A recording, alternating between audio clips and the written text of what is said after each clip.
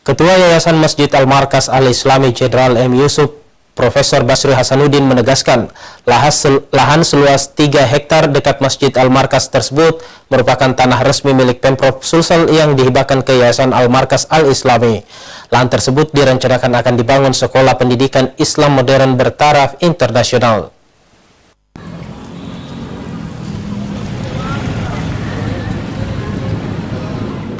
Lahan Pemprov Sulsel yang telah dihibahkan ke Yayasan Al-Markas seluas 3 hektar hingga kini belum difungsikan. Tanah seluas 7 hektar sebelumnya sudah dimanfaatkan sebagai masjid termegah Masjid Al-Markas Al-Islami Jenderal M. Yusuf oleh Yayasan Masjid Al-Markas Al-Islami Jenderal M. Yusuf Kota Makassar. Dan sisa lahan masjid tersebut belum digunakan dan justru dimanfaatkan warga sebagai tempat pembuangan sampah dan pelepasan hewan ternak. Menurut sejarah, awalnya lahan Al-Markas merupakan tanah milik Universitas Hasanuddin, kemudian ditukar gulingkan dengan aset milik Pemprov Sulsel, hingga Pemprov Sulsel menyerahkan ke pihak Yayasan Al-Markas.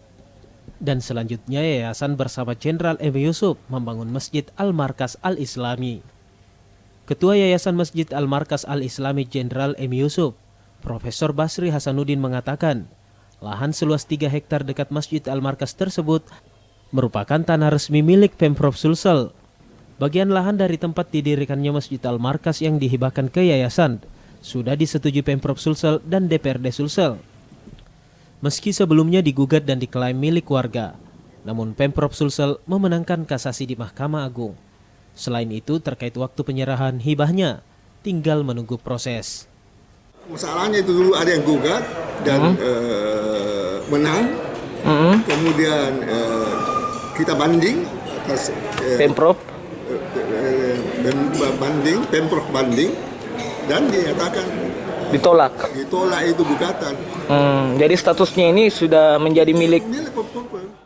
Diketahui lahan 3 hektar tersebut saat ini telah dipasangi papan bicara bertuliskan tanah ini milik Pemprov Sulsel berdasarkan putusan kasasi Mahkamah Agung tanggal 14 September 2021 dalam pengawasan Tim Satgas Koordinasi Pencegahan KPK Republik Indonesia.